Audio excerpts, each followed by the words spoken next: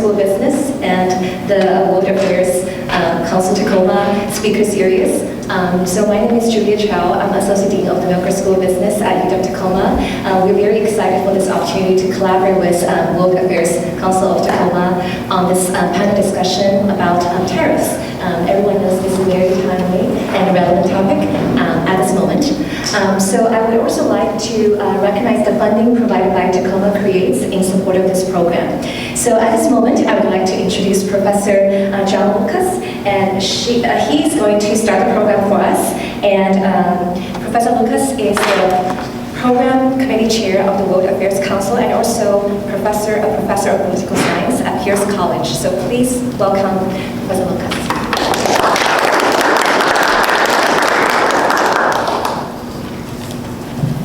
Yeah, and thank you, Juliet. I also want to thank Juliet and the University of Washington-Tacoma and the business school here for making the space available and organizing it and setting it up, which is very generous and helpful of them. And thank you all for being here. I don't know if you've looked outside. What are you doing here? It's beautiful out this afternoon.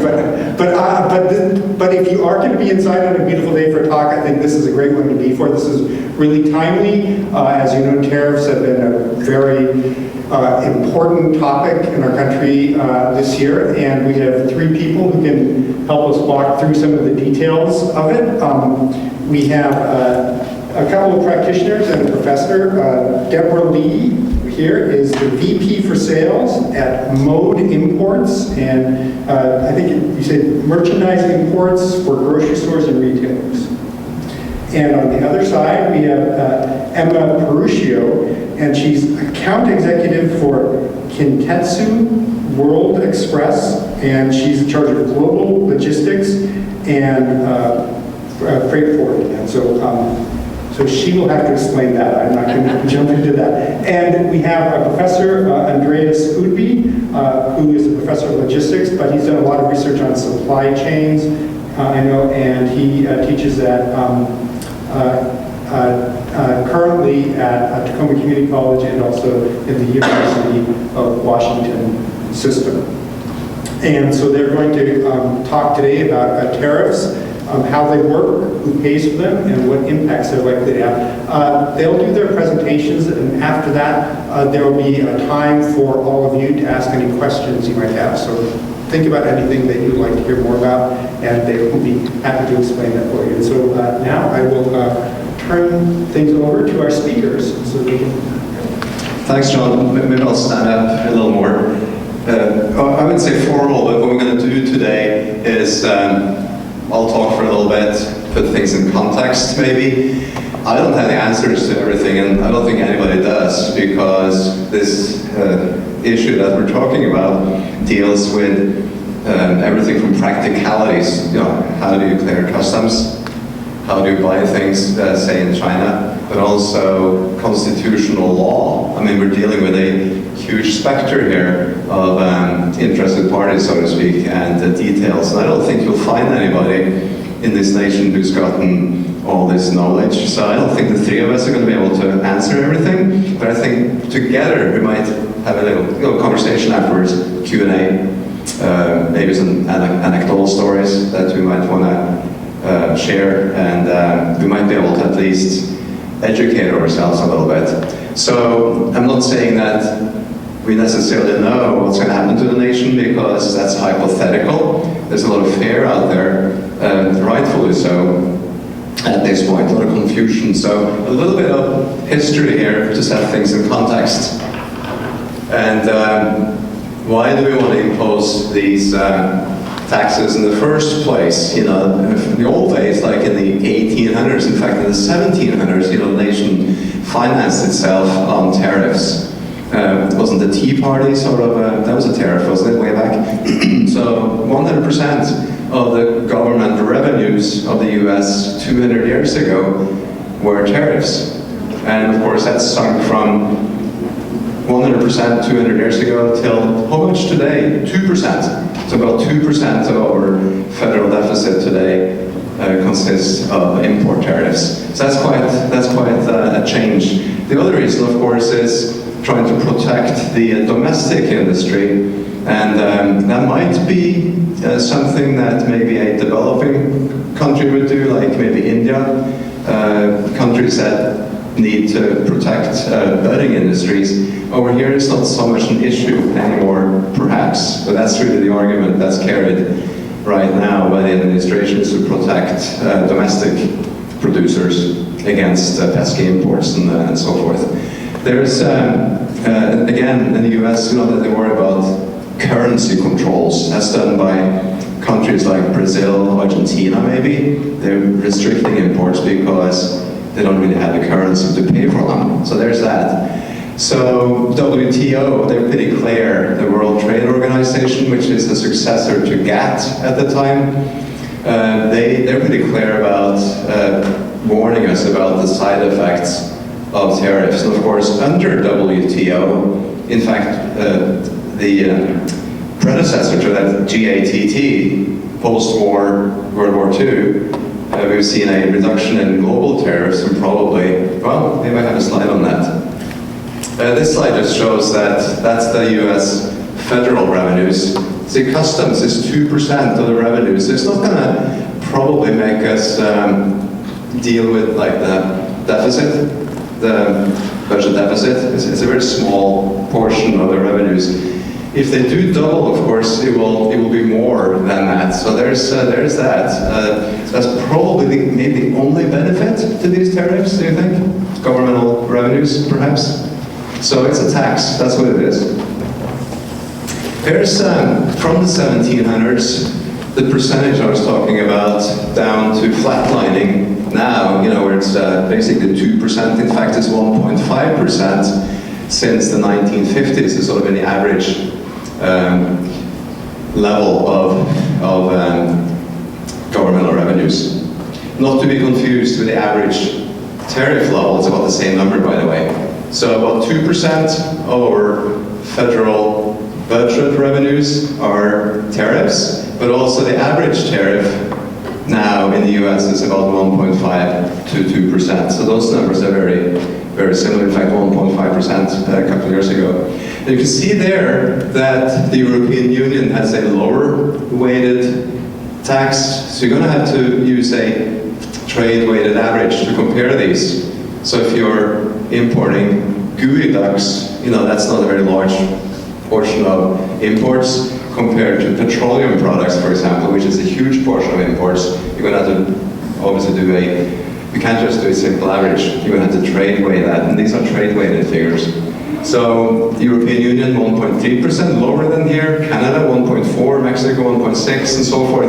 Even China, big bad China that we think is pretty brutal, only 2.2%. So the highest one actually is South Korea there. India is 4.6%, so relatively low tariffs. So where did the Trump administration get this reciprocal thing from? Well, that was basically a proportion of exports and imports. It was some sort of ratio that had to do with their trade deficit or trade surplus with us. And that's how these rates were different. So there's a base rate of 10% on everybody. But of course, the really high rates, except China. China was sort of a special case. But all the others, they used some sort of ratio there with that nation's trade surplus vis-a-vis America. So, for example, European Union got a higher assessment than a country like Argentina, for example, that had a smaller surplus with us. And so that's kind of a mystery how they arrived at those tariffs. And they're right now, of course, they're put on hold until July, isn't it? I think so. July 14th or something like that? 9th or 12th. Yeah. I keep mixing up my Early July, and there's another deadline in August for the... August 12th for China. For China, right, yeah. So these reciprocal tariffs, they vary by quite a bit, but they're based on that individual nation's trade surplus with us. The higher the trade surplus with the US, the higher the reciprocal tariff. And it's pretty easy to calculate that, so there's no real sort of magic behind it. It's just a mathematical number. So we can see here that South Korea, they're probably the ones with the highest tariffs on American products. right now. So consequences, well, I don't want to get too much into the economics there.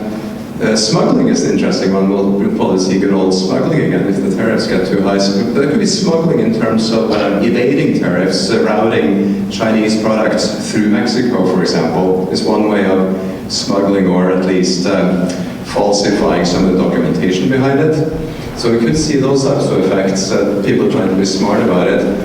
Market distortions. The third one there really have to do with when you have tariffs, it's a tax. When you apply a tax, the volume will go down, so the price is higher and the production is going to be lower. So both the producers and the consumers suffer from that, and that's what we call a deadweight loss, because the government takes its share, they get their tariffs, the overall production will be smaller. So it's suboptimal, so to speak, that type of a loss. It's interesting, but we're all losing from it, I suppose, except the government. What else should we look at there? I think the last one to the bottom, inflation rates will probably go up, and even nations aren't going to become friendlier probably with tariffs. So it's going to cause wars, but I don't think it will cause wars necessarily, but at least it doesn't help. It doesn't help in the big scheme of things. Okay, let's go on. So this one is by the National Bureau of Economic Research, a report. They looked at, I think 30 years worth, no, actually more than 50 years worth of tariffs. 151 countries. Is a huge database. It's sort of the seminal study that's being referred to by a lot of people from 2018, and the effects. So this is based on empirical data over a 50-year period, looking at small changes in tariff rates in all these nations and what actually happened to their economies.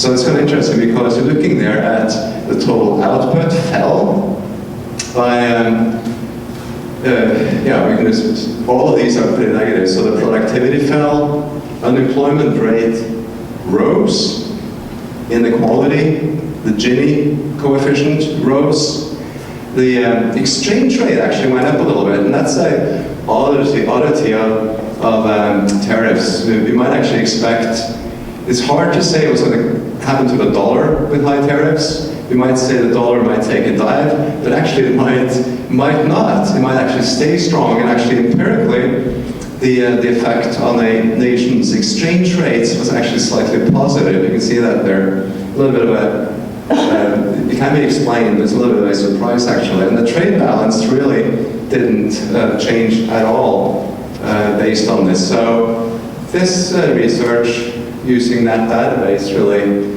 doesn't show many benefits. And if the production is what we want, output and productivity, what we're aiming for, it's not really good news. It went down actually, didn't it? So there's that. Again, there's that tax on stuff that's pulling things down. You can call it deadweight loss, I guess, so loss of productivity, loss of production, just higher prices and so forth. Okay, don't dwell too much. Here is imports of goods and services. What we need to know here is if you look at 180 nations in the world and you're wondering, is the US really trade dependent? What do you think? We aren't. We're not very trade dependent at all. In fact, we're the third least import dependent country in the world after Turkmenistan and Sudan. So if you look at, this is World Bank data, the world average is about, what is that, 28%, 29%. So that's imports as a percentage of a nation's gross domestic product, about 28%, the global average. The US is the third from the bottom, lowest. So our import dependence is actually very, very low. Why am I saying that? Well, I'm saying it because why are we scared of imports then, if it's such a small proportion of our economy? So that's, if you're in Switzerland or Netherlands or Taiwan, they had like 100% or more imports as part of their economy. they might be concerned, and why should they be concerned over here with a huge domestic economy?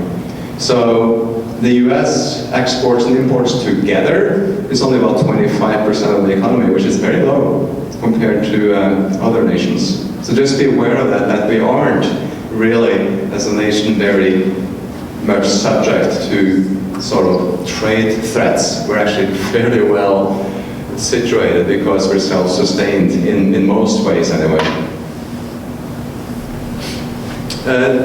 Every once in a while you hear about this Smoot-Hawley Act. Senator Smoot, Congressman Hawley, back in 1930, sort of a prime example of tariffs gone wrong. And it's sort of, historically we had the benefit of 9 years of history, and of course it's said to have worsened the Depression. And only went from about 13% tariffs up to about 20%, a lot less than what's proposed now. But it didn't help the Depression. It didn't really do us any good at that time in the 1930s. So that's kind of worth remembering. It's an example of something that didn't really work well for us and backfired. What else do we have? The past few days, actually yesterday of course, this is another example, you might say, of, in my view, of the battle between the three branches of the US government. We see that in several ways now. It's the executive branch trying to do something. It's Congress trying to say, no, we want to do trade, we're responsible for trade. And then of course the courts get involved. So there's this battle going on that we're witnessing right now, and we don't know the outcome of that. The latest is that the judicial, of course, the decision yesterday from the International Court, or the Court of International Trade, the US Court of International Trade, bearing these tariffs, giving them 10 days to basically stop doing this. Of course, that's already gone to the appeals court, circuit court in Manhattan. It might go straight to the Supreme Court here within a few days. So we just don't know the outcome of that. So it's a battle back and forth, what's going on. So the confusion is still there. The uncertainty is still there, obviously. Here's the New York Times example from last week. Pretty stark example, and of course I'm segueing into Deborah's presentation a little bit now. So this is a real example that they had from an importer for one of their readers contributing a entry summary from, actually, if you remember that article, if you get the Times, there's a whole page there. You see the entry summary and how that tariff. So the value of the goods is only $18,000. And then you had like, how many tariffs do you have? 5 of them. The last one is a processing fee. It has to be paid anyway. You see, they're pretty daunting. 32%, 7.5%, 20%, 125%. So the tariffs themselves, $34,000, which was 185%. So the good news is that right now, the 125% tax on China has been reduced to 10%. But still, as Deborah will explain, it isn't 10%, it's much more than that, isn't it? Still have the other... Wait, there's a lot. Yeah, so we'll hear more about that in a real example. So, my next question then is, who pays for this? Well, or what, so this example here, let's say that this importer was willing to do this. What's going to happen to the prices to the consumer? Well, we don't know that. We can't really tell from this because the price to the consumer isn't going to go up by 185%. Because, why not? Well, because it depends on the gross margin. This is the cost of goods sold for that company. So the gross margin, it depends on their markups, which is related to that.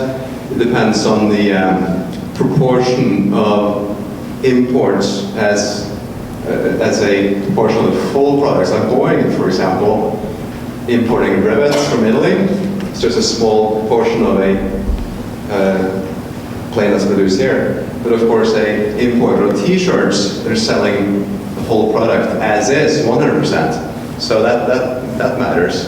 Another thing is the price, call it elasticity, or price sensitivity is a better word probably for that product. Like if you're importing salt, it probably doesn't matter if it costs $1.19 per pound $1.29 per pound, you're still going to buy salt probably, so it's a very low price elasticity on that. But other products are a lot more price sensitive, so demand's going to plunge if you raise prices too high. You have, if you have a brand name, that's a popular brand name compared to a commodity, that matters because you do have some flexibility with a strong brand name.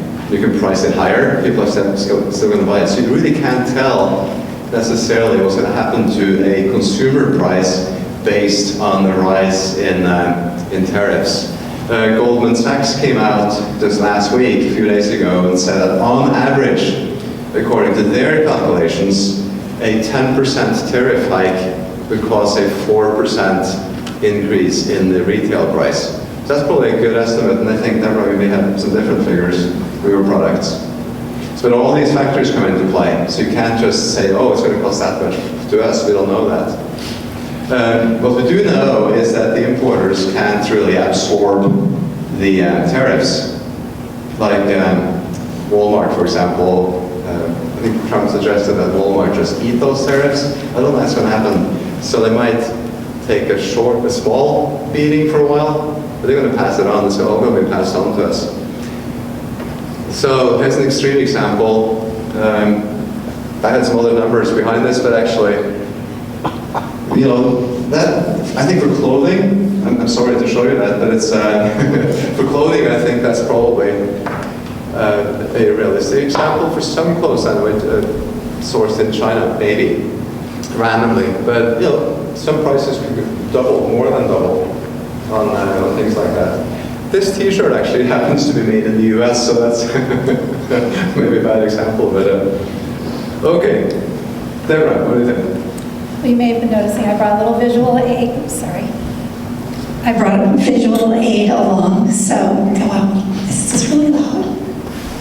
Is it okay? It's okay, yeah. Okay, so my company is Moda Imports, and we import consumer goods for primarily grocery retail. So our primary customers are large families on a budget. Think like a Walmart consumer.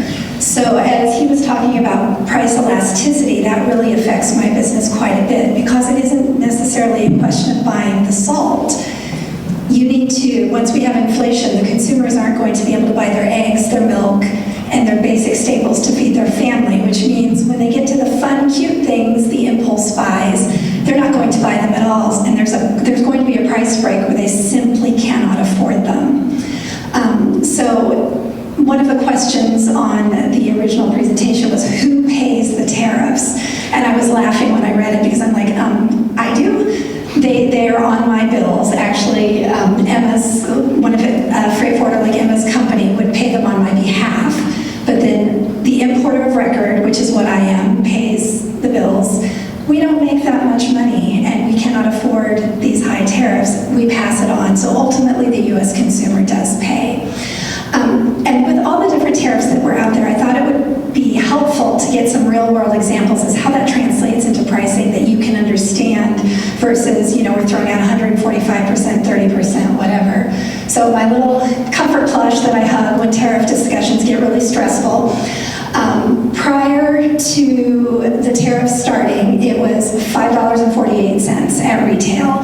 Now this one does not have any Section 301 tariffs, which were started in 2018. We'll do that in the next example.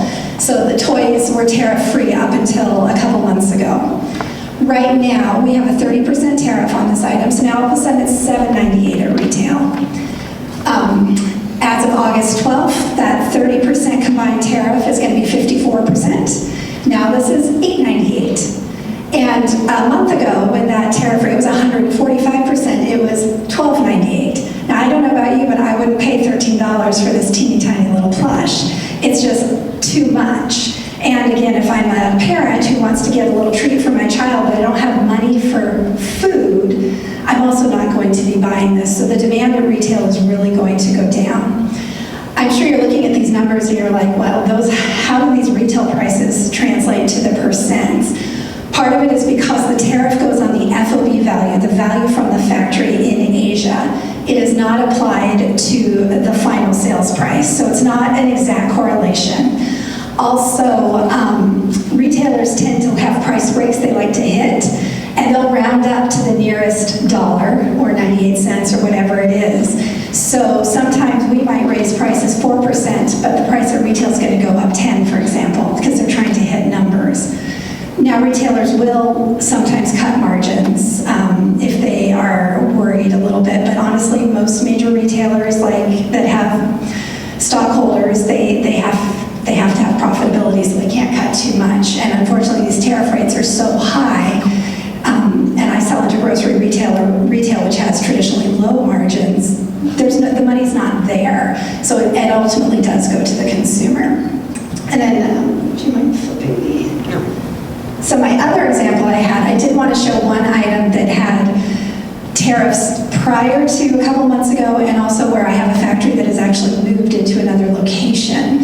So it's just a little air pump that you would use to fill up your air mattresses or your pool floats, things like that. It's not a fancy item.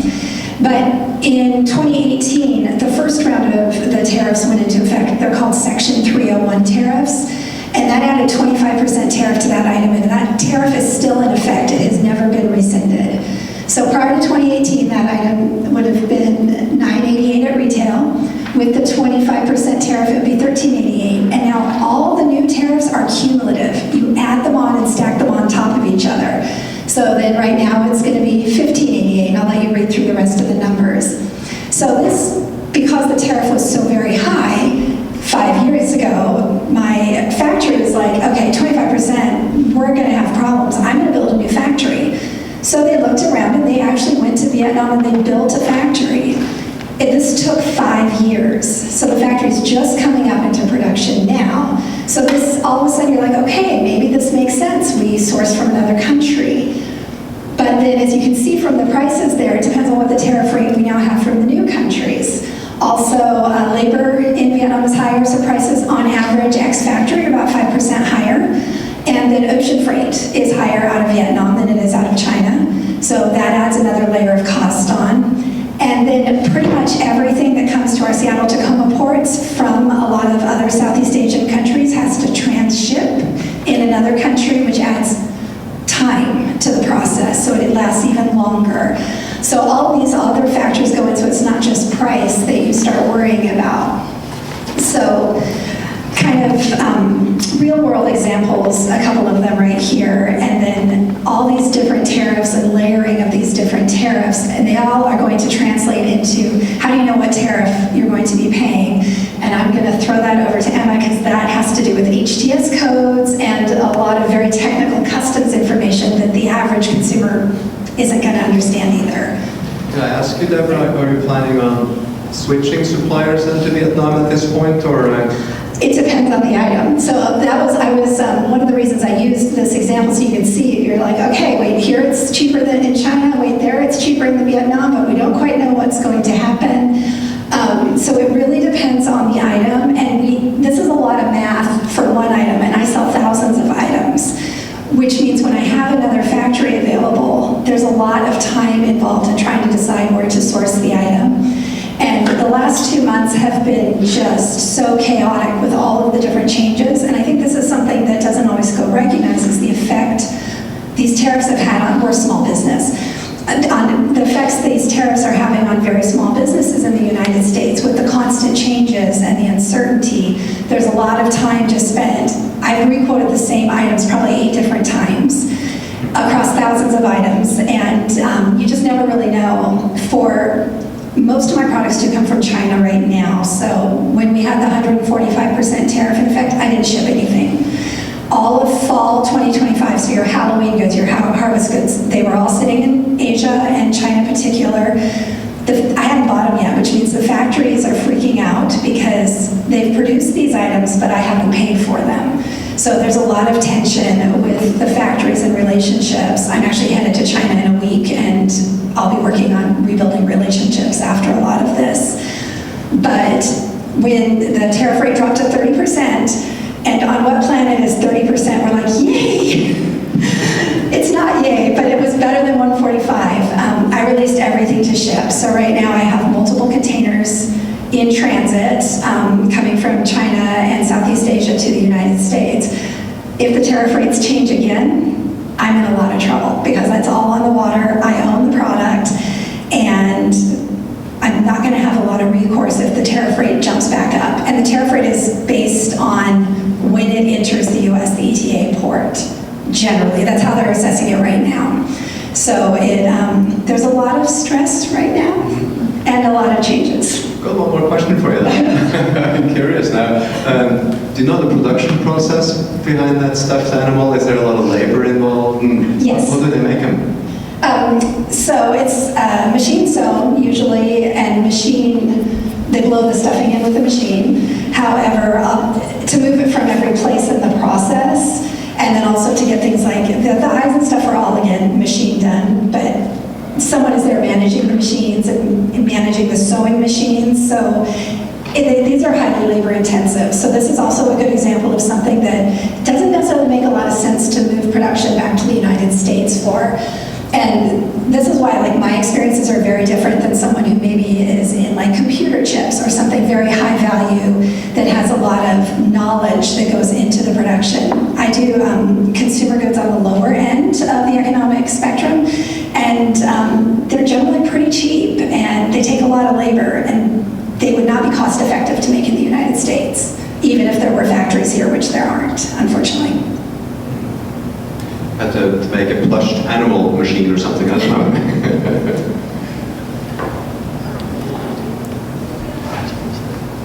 Yeah, one more slide. So, yes, that's a very good point. Bringing things over does take a lot of time, and there's much more to the process overall in order to get our goods here. And so what we're seeing here, this is the top 5 U.S. imports affected by the tariffs. Top 5 industries, and overall automobiles and parts, those play a very large portion of the U.S. import commodities. So my job, I'm in sales for a freight forwarder. I work for Kintetsu World Express. We are sort of function as the intermediary. We function as the carrier for the shipper, while also operating as a shipper to the ocean carrier. And we also coordinate customs, logistics, and warehousing for a number of companies in the Pacific Northwest and globally. So most of our industry and what we are shipping or acting as a carrier is usually for high value goods, very heavy machinery. That's because that's where we make all the money, is if it's heavy, we can ship it. So some of our global clients include Boeing, Intel, Microsoft, and whatnot. So we're shipping primarily airplane parts, semiconductors, things that represent a very large portion of the economy. And medical goods. I just did a shipment of seeds. You wouldn't think that's a commodity that needs to be shipped, but it does get exported into other countries. So it's a very interesting process overall. And so the other industry, that's facing a pretty major part or having a major impact is the consumer electronics sector. And so with the Section 232 tariffs, this is tariff on steel and aluminum, it's really hard to enumerate the size and scope of how, given that metal products are being used in a lot of our manufacturing, how it's going to impact the overall price of things. And with the consumer electronics, so back in 2019, under Trump's first term, a lot of these industry leaders, Microsoft, Sony, Nintendo, Intel, all expressed their opposition to these tariffs. And especially as it was increasing their production costs. And because the consumers, Americans, a lot of their profit is, directed, from consumers. And so it does, the companies are being affected as well in terms of their production cost. And so now, and back then they didn't get rid of the de minimis exception. The de minimis exception is kind of mostly for the e-commerce components. That is where if you have goods that are under $800 in value, you don't need to pay the duty or the import cost because you're your goods aren't that expensive. But if they're over that, then you do need to pay that duty. So they just removed that. So basically anyone, any e-commerce company bringing in goods, if their products are under $800, they are still paying that duty. So it's kind of a matter of, is it fair, Is it an exception at all now? Or is it from zero, the first dollar? Zero. Really? Yep. Yeah. There's no exception on any goods. Yep. Yeah. One more. I just added for Deborah's benefit their little plush toys, 3.4 billion. Is it that? It's a big industry. Surprisingly. Okay, well, that's hard to see from here, but can you see it okay? So really what this represents in several of these industries, you've got the top five. Consumer electronics, automobiles and parts, smartphones, furniture, and agricultural goods, as well as the sources they come from. So a couple of them, China, Mexico, Germany, India, many other countries as well. So overall, we're going to see prices rise, which is typical under these circumstances. But many people, and especially the government, expect companies to start shifting production away from the countries they currently have manufacturing in. So one of my clients, in the first term, I can't really say who it is, but they do make the Switch, the gaming consoles. They initially, in the first term, they moved their production to Vietnam, and they were trying to kind of get away from the reliance on Chinese manufacturing. So in response to the US-China trade tensions, Nintendo and Apple are really expanding their manufacturing into India and Vietnam to kind of reduce that reliance on China, and because China's facing more trade barriers than other countries. And so, of course, many of my clients are trying to understand how these tariffs are going to affect their day-to-day in their operations. Some of my clients just got their first commercial invoice. Maybe Deborah is seeing how this is actually impacting their goods, and so how much does it cost? One of the most important things about shipping is the HTS code and the HS code. Really, this is just broken down into specific product classifications. So for example, this is for a football. You've got the chapter, it's a toy or a game or sports equipment, and then you have the heading, so another number that says it's a good for exercise, right? And then you have the subheading, that's the HS code, it's inflatable. And then you have the subheading and many, many more suffixes until you get to footballs. And so the HTS codes are more for the CBP, Customs and Border Patrol to determine the US import value and the duties where goods are going to enter the US. And so my company does usually primarily advance the duty payment and pay customs on our company's behalf. And so a lot of times companies right now especially are trying to kind of reclassify their goods under different HTS codes in order to avoid an extra tariff. Legally, I need to say that's not a great method, and you should not do that. Backfire. You will get in trouble. And yes, you definitely need to get the CBP involved in that one. But the other thing that's happening as a freight forwarder, our job is to help move products on behalf of companies, as well as determine different routing strategies in order to kind of leverage, free trade zones, non-tariff areas, mitigate those duty payments. And the bottom line here is that the public generally sees tariffs as equaling higher prices. In reality, it's more about the positioning of goods paperwork, the classification, and the routing. So, trying to find different ways to enter the country, different methods of shipping. You've got ocean, you have air, you have rail. And so, air is usually more for those urgent products, definitely less bulk goods. Other bulk goods would usually go ocean and, be transferred over rail. The other thing, America doesn't have that heavy of a reliance on rail transport. We typically don't see a lot of, at least I'm not coordinating very much rail. That's usually by the ocean carriers. So Maersk, ONE, and CMA, CGM, all those big companies that do have vessels, they more coordinate that.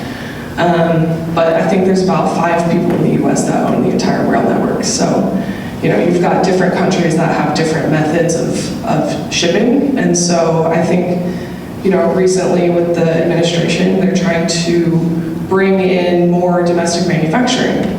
Well, how can we do that if we don't have the infrastructure to necessarily support that?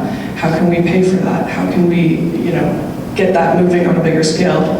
I think we're going to see a lot of ocean vessels get hit in ports. We have Port of Tacoma right over here. Ports are going to get hit with certain fees that are going to, if it's a Chinese-built ship, they're going to pay some sort of big fee on that. And so, how do we kind of shift this focus away from, managing domestic manufacturing and also making sure the ports and our goods get here safely and effectively. So, yeah. Can I ask both of you, are there really places to hide? I mean, from the importer right now, and going to Vietnam or maybe Mexico or maybe reclassifying to something that's a little bit sort of, Not suspect? legally. Not legally. Where would you hide? I wouldn't try. I actually had factories offer to revise my invoices where they offered to lower the cost of goods on a revised invoice, which they suggested I present to customs, and that's a hard no. That is highly illegal. I'll visit you in jail. Yeah, no, we won't be doing that, and those factories I won't be working with them because I can't trust it. But you have to be very, very cautious. You don't want to get on customs list for any reason. If there were domestic manufacturing on the types of items I purchase, then of course I would do that because my transit costs would be lower. Unfortunately, the types of items I purchase predominantly are not made in the United States. I really don't have that option. I was going to say one other roadblock we're running into that you kind of reminded me of as we were talking about capacity and shipping lines. Right now, everyone did what I did, which is everything sat in Asia for 6 weeks, and now we're all trying to get it out in time for Halloween. Everybody is booking the same vessels. There's only so much space on one vessel, and so the ocean lines are going back to what they did right before the pandemic, and they're rolling shipments. My prices haven't gone up yet, but I absolutely expect my ocean freight to start increasing very rapidly, which adds another layer of cost on top of the tariffs. And I don't know, I'm hoping my products will arrive by August 12th and clear US Customs by August 12th, so I don't have to pay the China 54%, I want to clear it 30%. But if I have a container roll 5 times off a ship, and usually it's a 1-week delay every time, they won't make it. So Halloween's it's stressful, and Christmas is even worse right now. So I still think you're going to see a lot of seasonal goods possibly not making it onto store shelves this year. Your pumpkins are going to be a little bit smaller this year. Yeah. A little more expensive too. It's a good question about, good topic about the ocean freight, because we saw during the pandemic, the freight rates for a forwarder out of Shanghai to here was about $2,000, $2,500. 6 months later, in the old days, right, it was about $15,000. 23 even, yeah. So like 10 times more. And then it came back down again for a while. So why is that? Well, capacity, of course. And also talking about price elasticity, the demand isn't for freight, the demand is for these plush toys. So Deborah is stuck. I mean, she has to pay that if she wants to import. She has no choice. There's no elasticity there at all in ocean freight. So you have all these mechanics really working against the industry here again. It has to do with the confusion that's being created. We don't know. I mean, we can't give answers to anything anymore because we don't know what the lay of the land is. We can't plan at all. So I mean, you've been trying to plan, but yeah.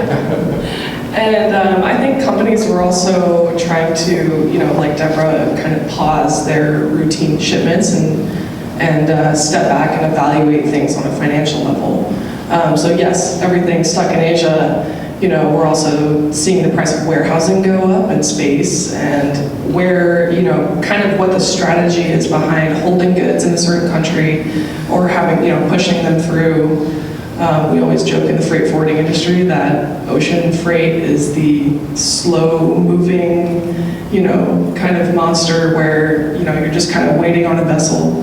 Have you experienced any blank sailings? Of course.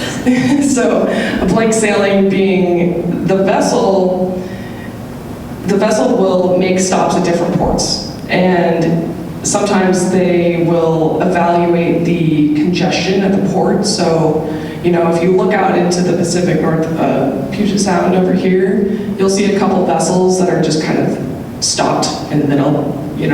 They're waiting on a berth. There's an odd term for it, but they're waiting on a berth. And that is it's like the backlog of ships being able, because you can only offload all the containers from the ship, and then you have to put all of them back on. You're also waiting on the railroads to bring those containers, and with congestion, we're seeing port strikes, we're seeing people wanting to avoid that automation, and then they're getting upset. And so we have, congestion in relation to labor shortages, automation, things like that. Thankfully, Tacoma Port has not gone through that, but the East Coast did a little bit earlier in the year. And so, yeah, you've got all sorts of factors that are, affecting ocean freight and air freight as well. yeah, I think we'll do an open up for Q&A.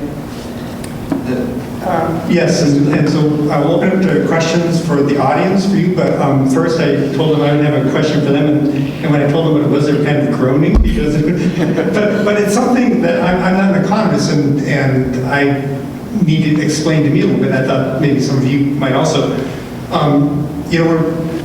One of the reasons that given for having the high tariffs is that we have a really large trade deficit. We're buying a lot more than we're selling.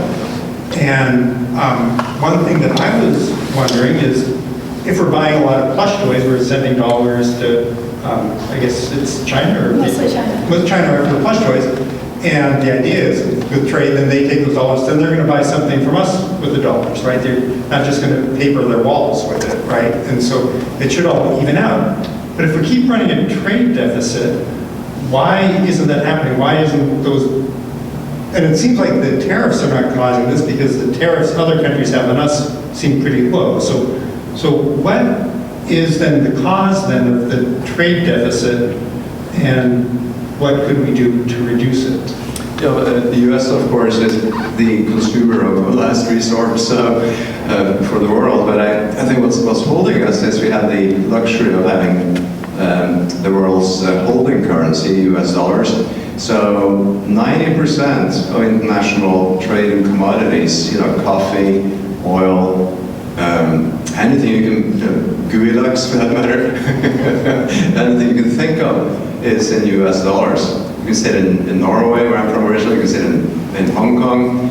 What's the price? So that's one thing. We still have the currency. Another thing, of course, is that we've been selling pretty attractive treasury bills and treasury bonds. We've been borrowing, so we have an influx of capital. There's been willing buyers for our dollar-denominated debt, and that's been holding us. So the dollar actually has been surprisingly strong the past few years through the Ukrainian situation, through the Gaza situation, all these wars here and there. So the dollar has been historically at a pretty high level. So we do have, and I don't think any other nation could sustain this year after year after year. We haven't had a trade surplus since the Clinton administration in the 1990s.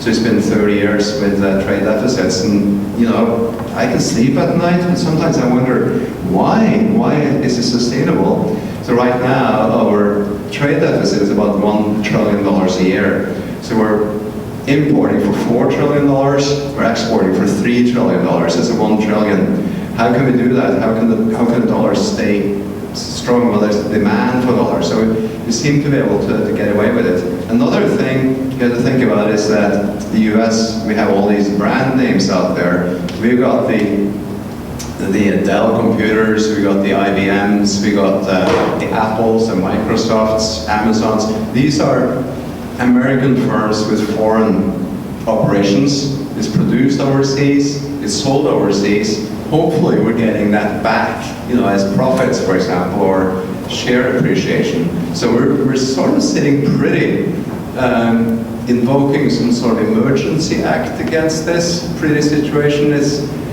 probably an overkill, and there we're getting into the judicial part of it again.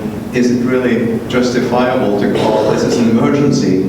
The US had the strongest economy probably in the world until a few months ago. It was really, really quite good. Low unemployment, relatively low interest rates, inflation was high after the pandemic, but we were actually doing well. Now, so is it an emergency? Maybe when it comes to illegal drugs, perhaps fentanyl, but is it really worth destroying the economy for fighting that? So I'm getting off a little bit, but the US, we're able to do this. We've been able to run deficits for so long. That might change, however, with what's going on though. So the budget deficit, the federal budget deficit, which is about $3 trillion a year and rising as we speak, is sort of related to the trade deficit as well. So those two together, I would be more worried about the budget deficit probably eventually than the trade deficit.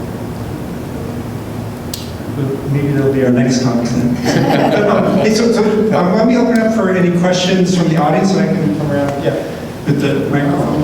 I actually wanted to answer your question. Oh, yeah, okay, well, good. Well, please. Sure. That's because if you take a look at trade, U.S. services is where the U.S. dominant. Services, that's intellectual property, technology, financial services, education, tourism, professional services, businesses. The U.S. dominates that. This is how actually we gain our prosperity. Trade deficits are not necessarily bad and can coexist with prosperity. In fact, if you take a look at our economy, only about 9 to 10% of jobs are in the manufacturing. A lot of it is actually in services. If we take the peak of manufacturing was actually in 1979. And the types of manufacturing that we probably don't want to bring back to the US are the kind of trinkets. We want advanced manufacturing, like the ones with automobiles, perhaps even the shipping, but China has the advantage of that. So this is why we're able to have a very prosperous economy in which we are only 4% of the population, but we consume a lot and we also export a lot. So this is how we are able to have the economy we have because of our other advantages that sometimes is not out there in the media. And we've had 4 blank sailings lately. Thank you. Any other questions? Oh. Yes.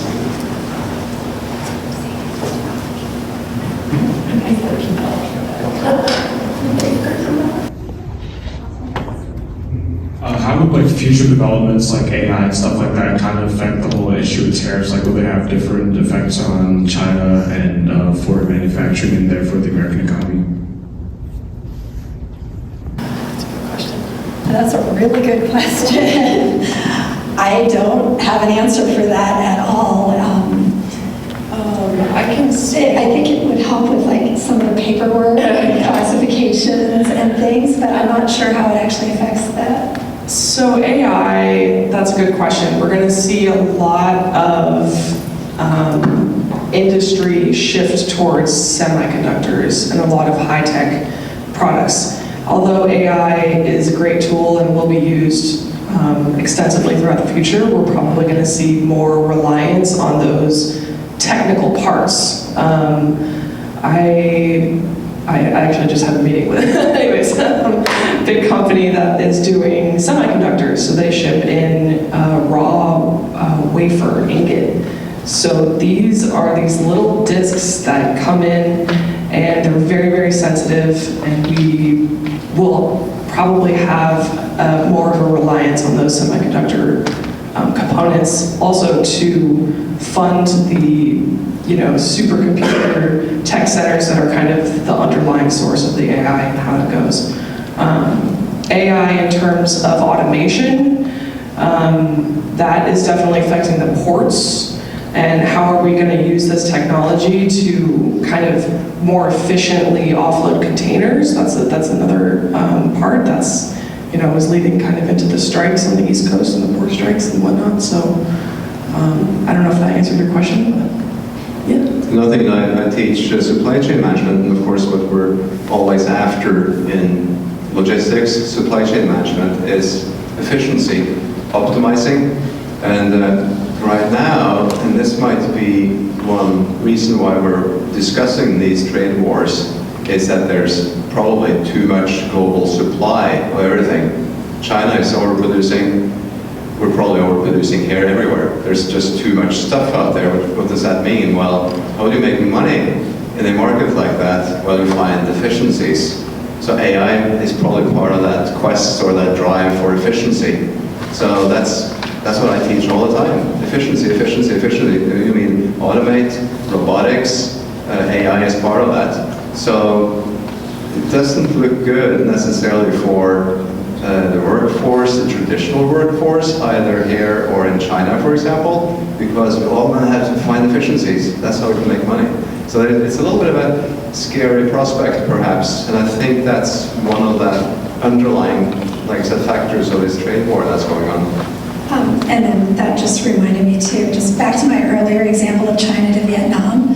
When they moved the factory to Vietnam, they actually made it much more automated. The tech that is involved in, it's a factory that does a lot of swim floats and air mattresses and everything else. The production tech that they have there now is no longer available in China. So it's not necessarily AI, but it's that automation. As factories are starting to move into new locations, they are becoming more efficient, more automated. It does have an effect, though, on employment, because they will need less workers to staff the factories, which could have, China already has some of the largest unemployment. It's a huge source of social discontent right now, especially among the 20-year-olds group. It's some of the highest unemployment in the world for the people of China right now. And as more and more jobs perhaps are leaving China, that's going to, I think, also lead to social unrest and could potentially have some more political ramifications that maybe one of our other professors here could speak to. So it's interesting where we all like to get more manufacturing back to the US. We're all for that, I think. We'd like to see more stuff being produced here. It might take 5 years, 10 years to do that, but I don't think we'll see the employment figures necessarily. So we're just going to see more automated factories. And that's the way to go, probably for, I teach that the mantra today. Automation, robotics, and all that is really, just the past 5 years, it's all about robotics, automation. So, yes, these factories might be here and there globally, automated, and but not providing jobs necessarily. And of course, then who's benefiting from this? I might sound like a socialist there, because I'm not, but who's going to be benefiting from it? Well, it's the capital owners. So if you want to be anything in the next generation, you probably don't want to be a laborer, you want to own capital, because that means you can buy the factories and build the factories and reap the benefits from those factories. So it's one of those other battles that's going on, workers versus capital versus commodities. There's plenty of commodities out there, plenty of workers out there, and then of course capital is maybe where the action is going to be. So it's a good question. It's a thought-provoking question, isn't it? That you're asking there. Yeah. We have another question. My wife and I had the experience of a few months ago visiting the Port of Tacoma and taking the bus tour there, and highly recommend it to anybody who hasn't done it. It's really excellent. But it got me thinking, what physically happens when a container containing a lot of different things shows up at the port? We see the way they were loaded on trains right away, taken out. Does somebody physically inspect those containers, or do they rely on paperwork that you file that has the various HS codes to determine the amount of money that you're going to have to kick out?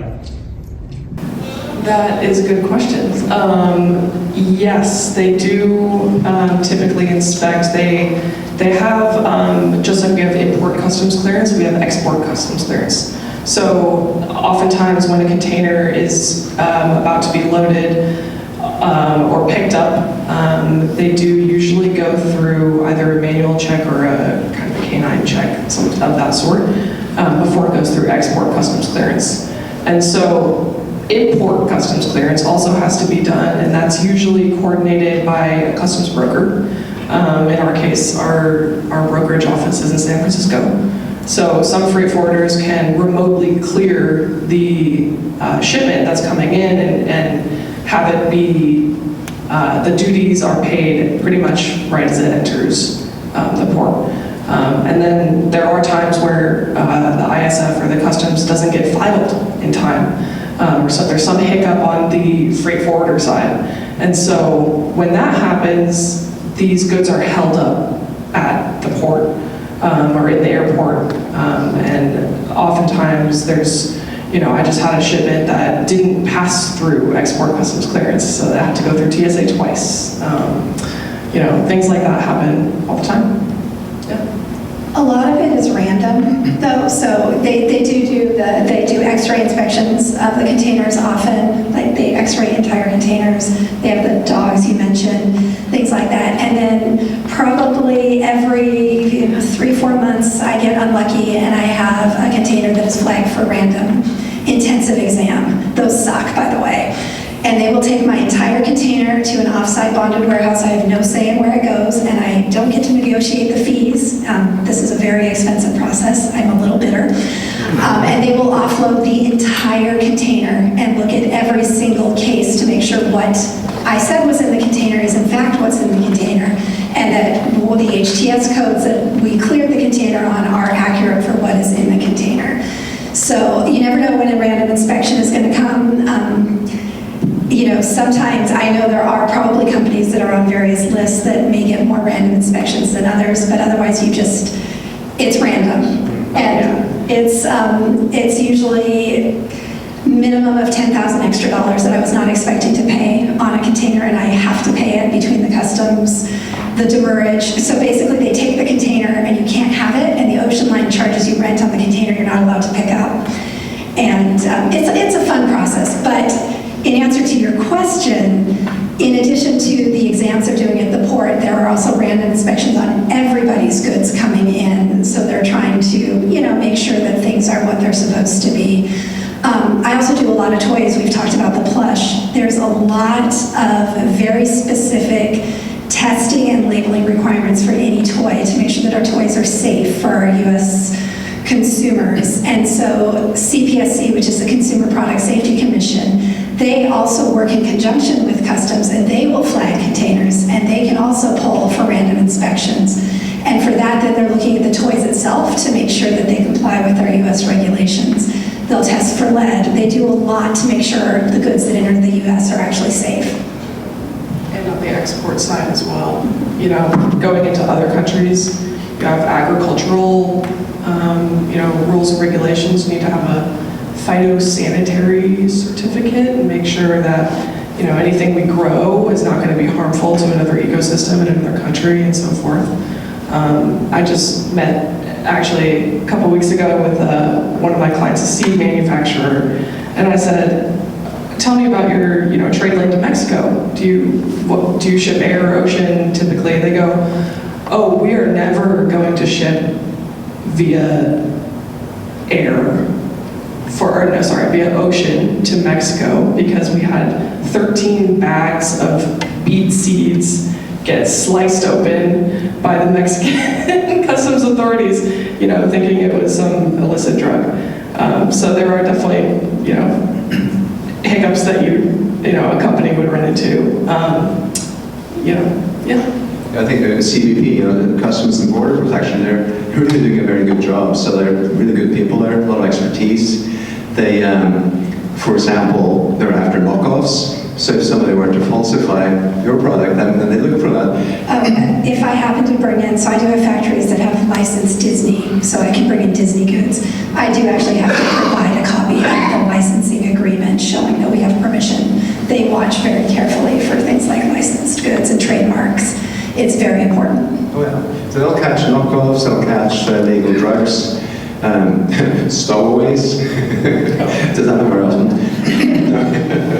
And unsafe goods. So it's a defense thing that back after 9/11, everything was just, we need to make sure that these containers don't have bombs in them.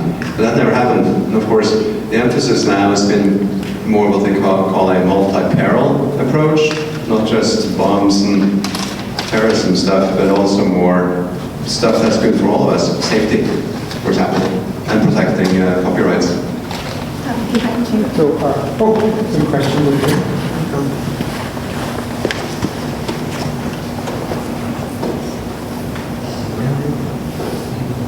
Going back to the AI discussion, which countries do you think will be some of the big winners with supporting production of tech infrastructure to support this boom of AI use?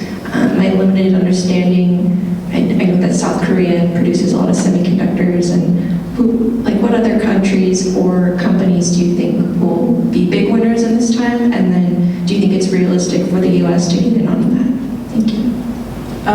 Taiwan, India, Vietnam, and Malaysia are all countries that we're seeing a lot of semiconductor manufacturing. We have actually, so one of our biggest clients does shipments pretty much from the Portland area. Is a big semiconductor manufacturing in the US. But they're actually pulling out of the US. And so we're actually going to start seeing more trade between Asia and Europe and those regions because it's becoming too expensive to ship in and out of the US. So that's kind of what we're seeing on that front.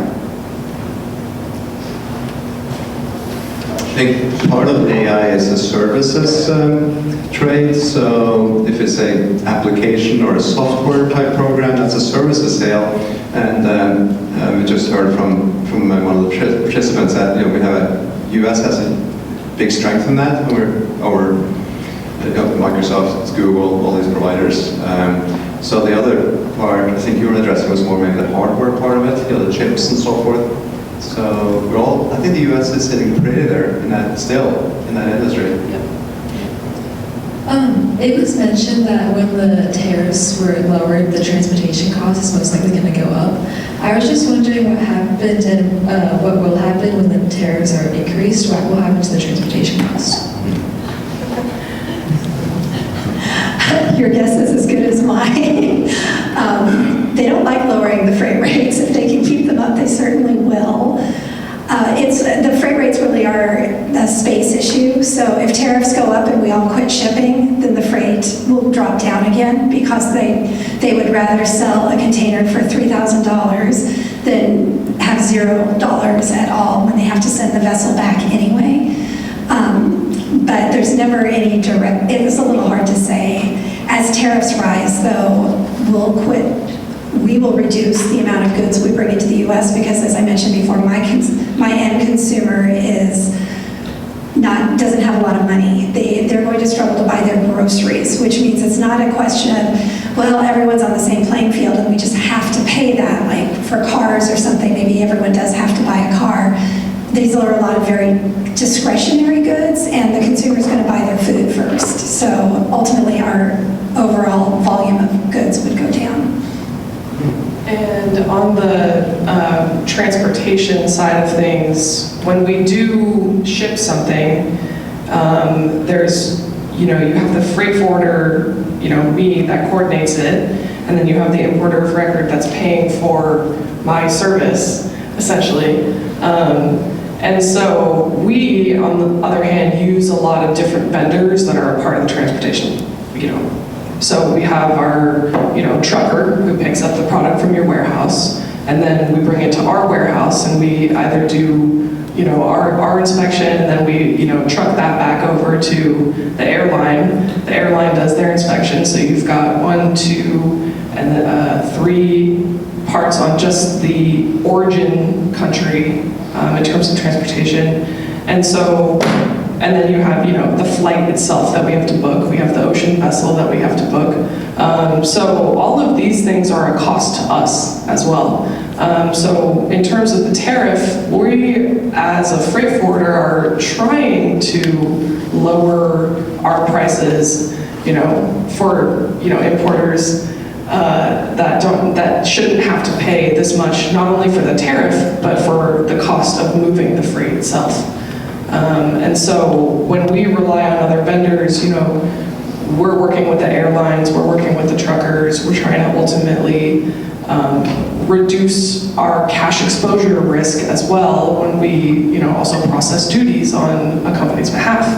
And so when you have a company that has, $100,000 worth of goods coming in, and then the tariff is like 40%, whatever it is, that's a pretty high amount of money that we're paying on behalf of this company directly to duties or directly to CBP. So, yeah. I think the short of it is that it's bad for the transportation industry with higher tariffs, trade down, so it's probably overall bad in the long run. Yeah. There was a question from... Yes, and so this will be our last question because I probably have to leave here because they have a student awards ceremony that they need to get ready for. So I can tell by the look in this gentleman's eyes that it'll be a good question. So where's the bathroom? That's a lot to live up to. It's going to be a good question. But so I work in tourism logistics. I'm a equipment logistics manager for a tourism company, which is why I was interested to come. Pretty small time logistics compared to what you guys are talking about. But we've seen with this administration, I have a million questions, but I'm limiting it to one. We've seen with this administration a lot of change in tenor and tone and competency in various agencies, Health and Human Services, and FAA and ICE would be 3 I can think of. And so my question is for you guys, have you noticed any change in tone, tenor, competency, mission with the CBP agents and agencies and people you're dealing with? Or has it gotten better? In my opinion, probably not. Has it gotten worse, or would you say you haven't noticed any difference? I haven't noticed a direct difference. I have noticed that the administration, when they go ahead and, we've had tariff rates for, a long period of time that have remained consistent. So when you have a new administration and they come in and then they raise the tariffs and they lower the tariffs and then they raise them again and then it goes up and it goes up, it's really, really hard for, the Customs and Border Patrol as an organization, as a federal organization, to keep up with this change. And so also the reliance, the computer software and the things, the tools they use, not being, where publicly traded, software is at, it's kind of on a lower scale. It's really, really, really hard for them to adjust to all these, fluctuations in the tariff. So this is why we're in a 90-day pause right now, and why they're not, increasing tariffs still, is because we need to let the industry kind of get accustomed to where we're at with the tariffs. So no general change. I know Customs is pretty swamped right now, though. Yeah, I know my friends in the Exim Bank, Export-Import Bank, and the SBA, the Small Business Administration, they're worried. And they'll probably lose some talent there, that younger ones and so forth, they'll probably jump ship and do something else before it's too late. So there's it's a lot of uncertainty again.